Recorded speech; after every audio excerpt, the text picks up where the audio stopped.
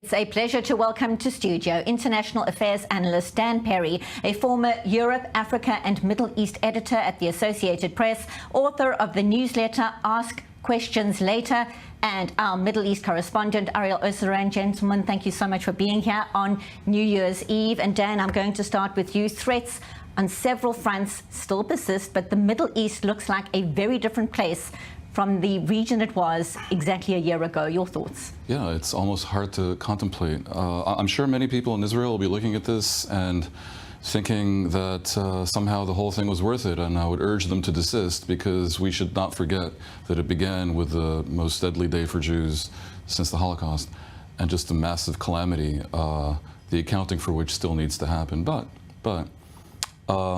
if we put aside the other fly in the ointment, which is the devastation in Gaza, which is just a huge human tragedy. Yeah, Israel comes out of this year significantly stronger. The weakening of the Iranian axis of resistance, so-called axis of resistance, is absolutely mesmerizing. Hamas has been largely crushed, the military wing. That's good for Israel. It's good for the Gazans. Hezbollah has been eviscerated in Lebanon. That's good for Israel. It's good for the Lebanese. As a partial consequence of that, perhaps unintended, but maybe not, because of the weakening of Hezbollah, Assad is gone in Syria. We'll see what happens, what comes in its place in Syria, but that change is probably good for Israel and good for Syria. The Iraqis appear to be considering the dismantling or disarming of the Shiite militias that have massively impeded the road to democracy. That's very good for Iraq. And Iran is clearly weakened. Its air defense is exposed as ineffectual and basically clearly deterred from hitting back at Israel. So the one thing that I would say is the Houthis are the last miscreant standing. And it's a very sad thing, because it represents something tragic about the Arab world. The Houthis have nothing to recommend them. They brought nothing but destruction upon Yemen. Almost 500,000 Yemenis have died because of the Houthis. They have done nothing to ameliorate the suffering of Yemenis from starvation and cholera and poverty. They are completely useless, and that's the nicest word in the dictionary that one can apply to them. And here they are, courting disaster by impeding global maritime trade, by firing missiles at Israel and nuclear power. And this is somehow treated in the Arab world as almost acceptable. Now, this is utterly unacceptable, first and foremost for the poor Yemenis, that country, I used to cover it when I was Middle East editor of AP. I know very intimately how much they suffer, the Yemenis, but the weird thing is you're not seeing a revolt against the Houthis. Because something in the Arab world is paralytic that way. And I mean, I can only hope. I think my wish for 2014, I have a whole bunch of them. It includes obvious ones like the fall of the regime in Iran. But I would hope that something would happen in Yemen to prove me wrong, that the modern Arab society has within it the capacity to repudiate pure evil that causes itself damage, and not be led astray and bamboozled by nonsensical narratives about the imperative of fighting the West or fighting Israel. There needs to be a all-encompassing view of a U.S.-led coalition, Israel supporting these Yemeni forces, legitimate Yemeni forces. If indeed Saudi Arabia sees that they're serious in their support, they may consider joining, and that will be critical to topple the Houthi regime. Briefly. Well, so, I mean, if Arab society in Yemen doesn't have it within it to overtopple the Houthis, may they get all the assistance possible from the outside world. Maybe the combination can finally bring down the axis. Not a great year looking back for President Joe Biden, for Jill Biden, and certainly for Kamala Harris. Talk to us about what that all means for relations between the U.S. and Israel. Well, I mean, Trump's re-election is a hugely dramatic thing. We're talking about a man who has 34 felony convictions, 2 impeachments, is so unqualified and in many people's eyes absurd in so many ways that after trying to overturn the 2020 election, that he should return to power can only be interpreted as a bone-crushing repudiation of what the incumbents put on the table, of the fact that probably the Democrats hid Biden's incapacity for so long, the way in which Kamala Harris was made to replace him without a contest, the nature of her candidacy, which completely failed to inspire, and also it was a rejection of two basic things that attach to the Democratic Party. One is liberal democracy, as opposed to the sort of authoritarianism that Trump is offering, and the second is wokeism, which hasn't taken over the Democrats the way MAGA took over the Republican Party, but is certainly attached to the Democrats.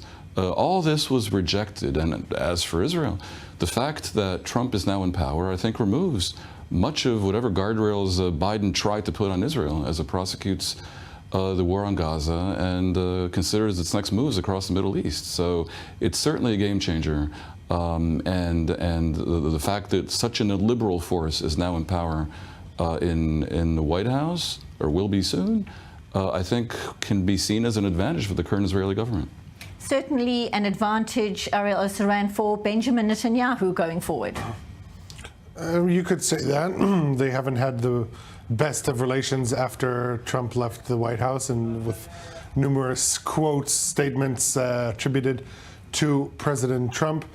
I think Netanyahu feels like he would be able to restart the positive relations that were during the first administration. But broadly speaking, in the Middle East, there is this Trump effect leading up to the election, up to the inauguration, that has shifted some things. But there's also the expectation of what the Trump effect after he assumes office. What will be the relations with Saudi Arabia?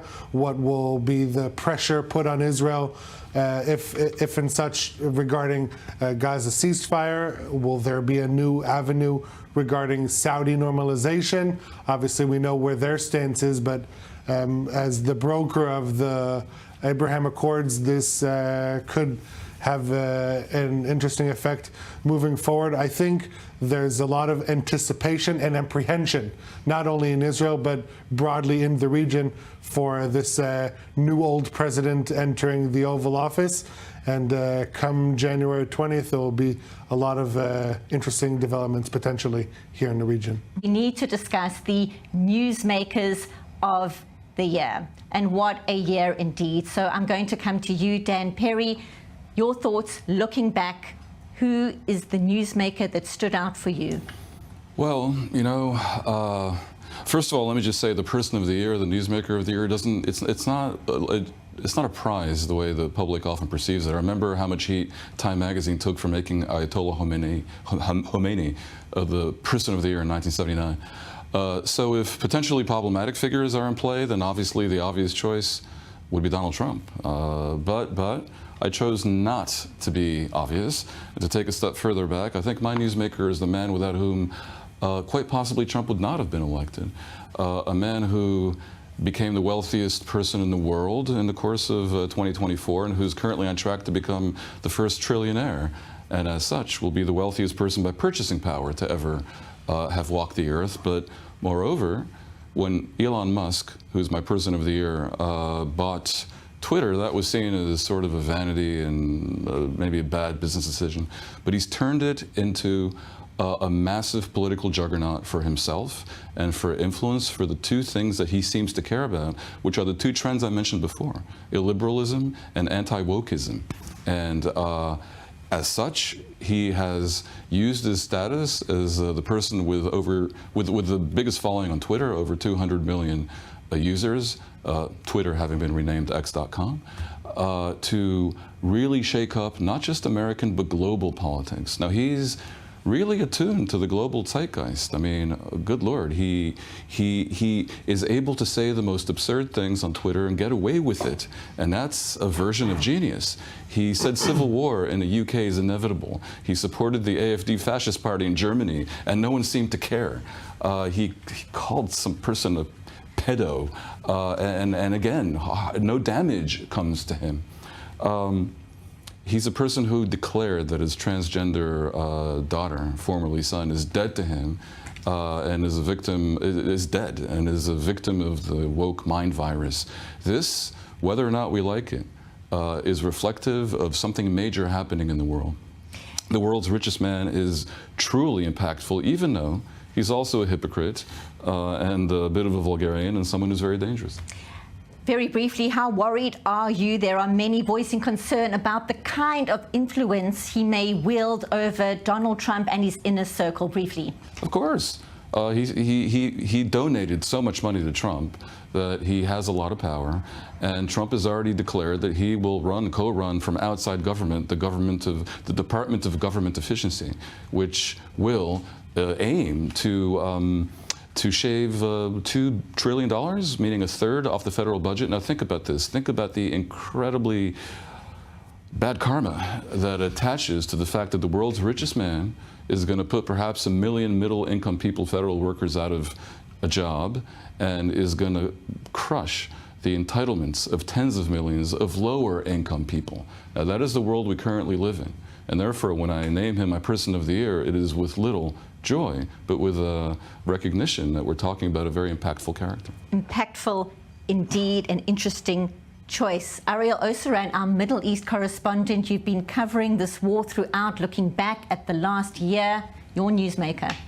Yeah, kind of down to the wire with my selection, who up until 5 weeks ago was pretty much, no one knew who he was. I'm talking about, obviously, Abu Muhammad al-Julani, Ahmed al-Shara, the de facto leader of Syria, who led the swift toppling of the Assad regime. Over 50 years in power, took 11 days to completely oust the Bashar al-Assad regime, government, and military family, you name it.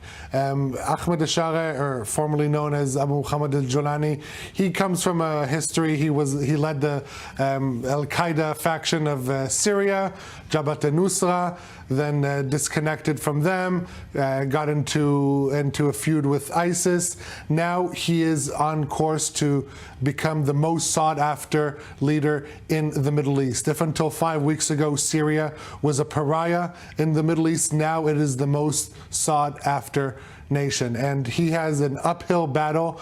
But as far as, if we look at his statements and his actions since he took this de facto leadership position, he is making all the right decisions, all the right statements. He even transitioned from the Islamist uniform to a politician suit, even trimmed the beard a little bit, and there are still a lot of concerns moving forward regarding Syria. His interim government is full of his Hayat Tahrir Hashem inner circle. Until March, they're supposed to be in power. Then a transitional government for 3 to 4 years. That will be a big test to see if indeed, not necessarily abandoning the Islamist nature, but what transformation he has assumed now. I just want to give one example to optimistic shift that he has made. Yesterday was announced that the new head of the Bank of Syria is going to be a woman. Today,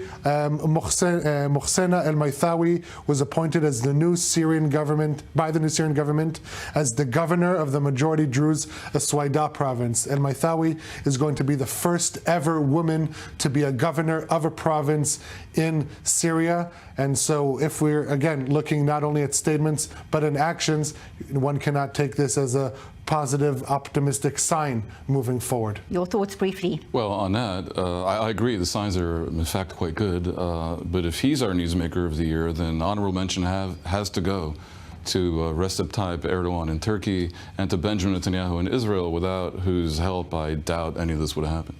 Indeed.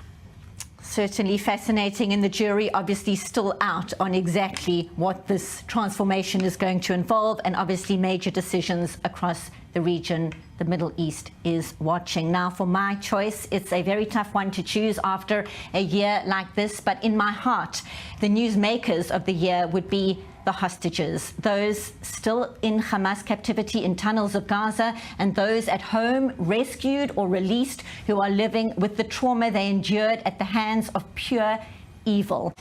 But the extra layer, Dan, is the fact that there is this deafening silence, and has been throughout the past year. What do you make of it? What are your insights?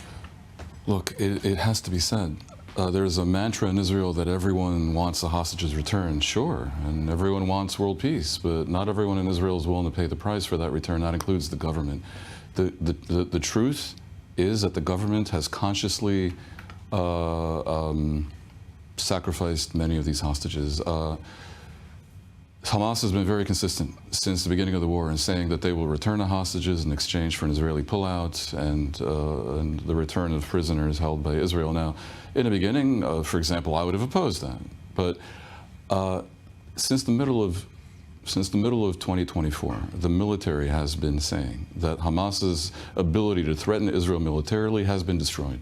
And very clearly, the security establishment in Israel has favored essentially accepting Hamas's deal and ending the war in exchange for a return of the hostages. Since that has been the case, since May or June, roughly, dozens of them have died in captivity. And this is a result of Israel's choice. Now, you can say, as many Israelis do, that the government is trying to drag its feet because of political reasons, because when the war ends, quite probably the government collapses.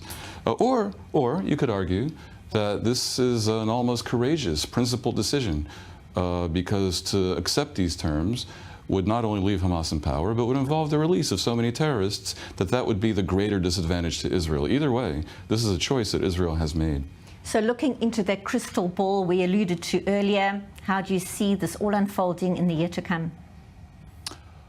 Well, I would say this. Trump, remarkably, for a person this boorish and basically ignorant, he thinks China's paying for the tariffs, is in a position to do great good in the Middle East. The Trump effect that Ariel spoke of is already in play, and it's quite possible that Trump's determination, his almost simple-minded worldview to sweep aside complexities and nuance, could lead in 2025 to the end of the wars not only in the Middle East, but also in Ukraine. And in the context of that, it could involve, indeed, a return of the hostages, perhaps rather soon. 30 seconds, your predictions for the year ahead. What stands out? Again, the hostages, the key topic for all Israelis moving forward. I heard personally in my own ears from someone deep in the negotiations that at the end of the day, a deal or no deal depends on one person, and that is Benjamin Netanyahu. And if this Trump effect could sway him in the direction of making this political decision, that is very key, but one cannot try to anticipate what decisions one person makes in his own mind. Hamas also needs to make some decisions. Dan, very briefly. Well, but Hamas has put forth their excruciatingly high price for a deal. If that's the case, if Ariel's right, and I think he is, then it's another reason to be optimistic, because essentially the whole edifice for Israel exiting the war has been on the table for months now. Biden wanted it and proposed it, and Bibi swept it aside. Trump will take credit, but he'll try to impose the same thing on Netanyahu. Netanyahu will have difficulty ignoring Trump. Dan Perry, Ariel Osaran, appreciate your insights. Thank you both so much for being with us on New Year's Eve. Appreciate your time.